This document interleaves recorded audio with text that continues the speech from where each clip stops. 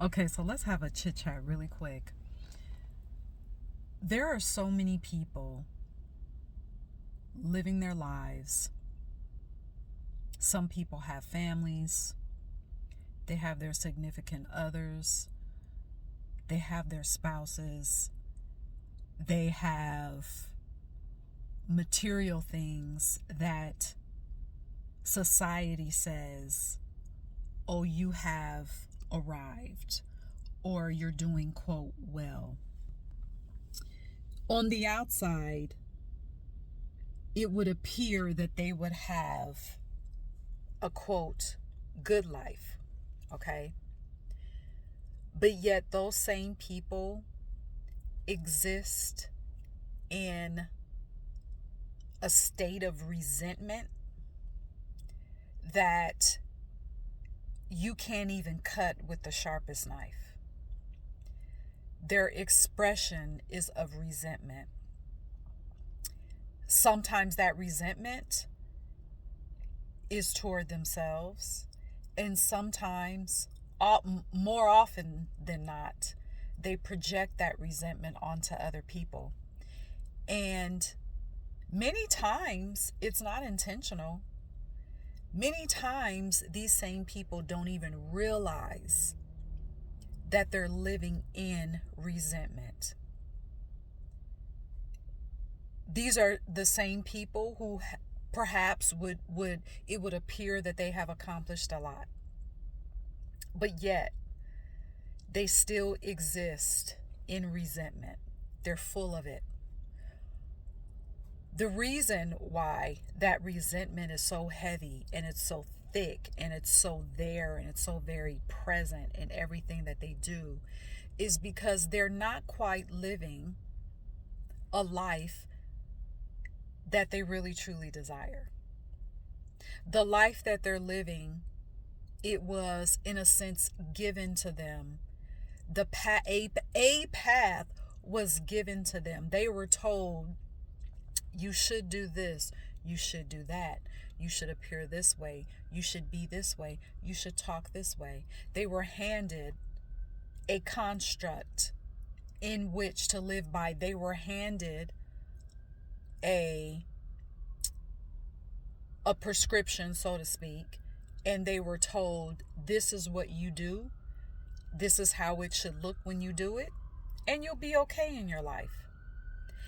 Instead of those people saying, well, this is what I really don't want. This, what I really want is over here. And over here does not fall in line with this construct that I've been handed.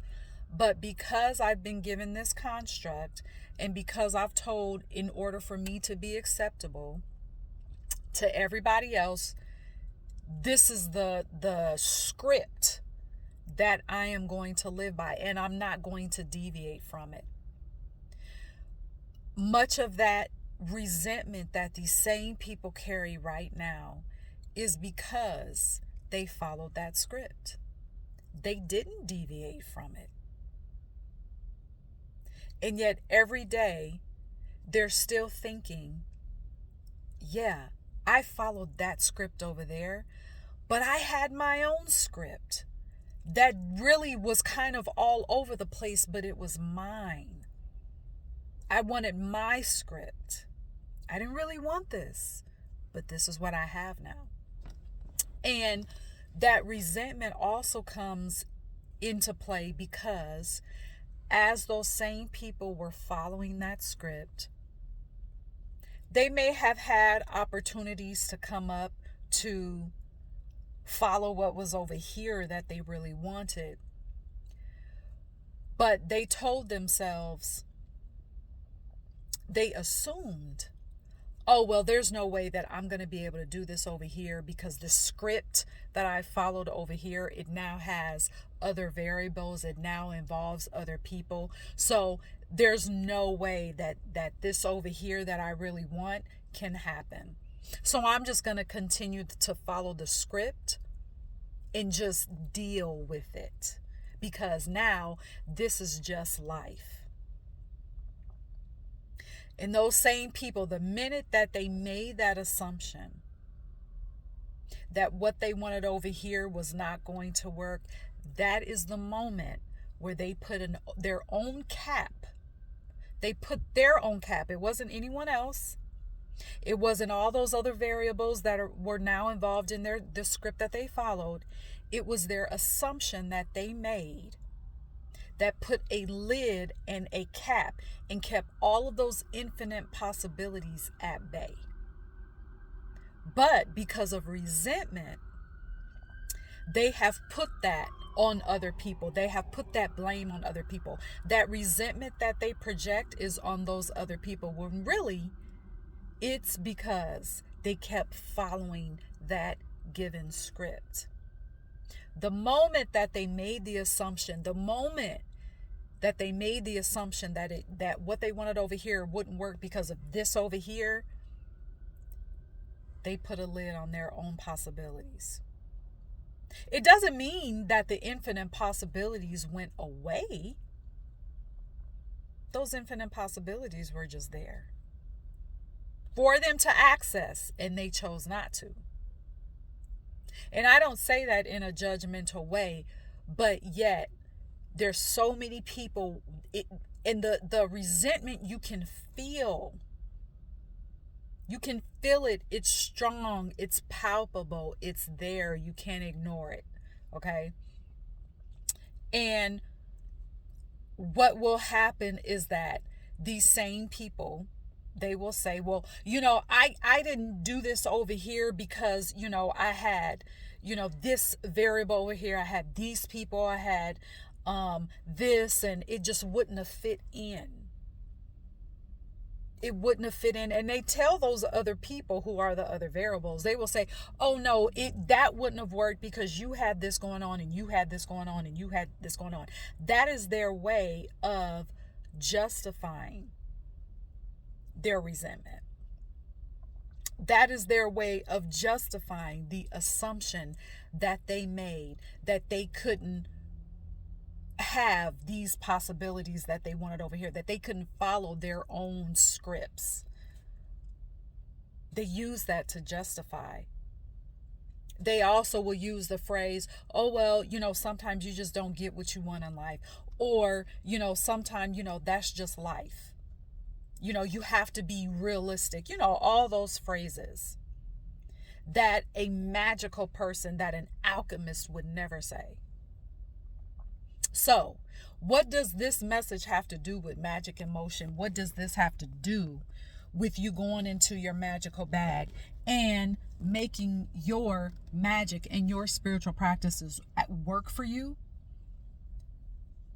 When you have something or some things that you want to happen, when you want to shift things in your life, instead of you assuming that it is somehow not realistic, or it's not for you, or you don't see how it's going to work, don't cut yourself off from those possibilities that you have. I'm thinking of the tarot card. It's the 10 of Cups. Is it the 10 of Cups? Or is it the 8 of Cups? It's that card, the suit. Well, I know it's the cups. The suit is the cups.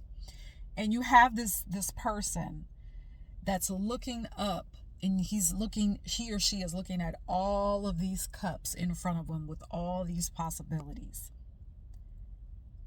That's what be in that energy where you've got infinite possibilities. And you say, okay, yes, I have these obligations, I have these responsibilities now, yet I still want this, and this. How? Not even how, but what is in my cauldron? What is in my spiritual bag that I can use to open up roads for me? Instead of saying, no, this is not going, I can't do this because of these variables here. No, say, okay, I see what I'm facing, and I also see what I want. So what is in my bag? What is in my spiritual bag that I can use to open up roads for me to have what I desire? Just journal that. Go outside in nature and sit in the grass for 5 minutes and just ask that question. And just leave the question there. Give yourself a few minutes after you have asked that question, whether you're writing in your journal or if you're going outside, or maybe you're doing both, which is actually very ideal. Okay. Going outside with your journal and writing to your spirit.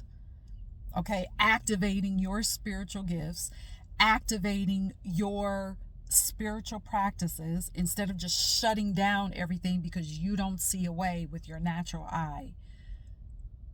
After you ask that question, gift yourself a few moments of silence and be with that question. An answer may come up then, ideas may come up then, or ideas will come to you throughout the day, the next day, and the next day, and the next day, and the next day. You may get phone calls that you weren't even expecting, that are aligned with your desire, and the phone calls being presented as an open road. But use that time with that journaling exercise, with you going outside.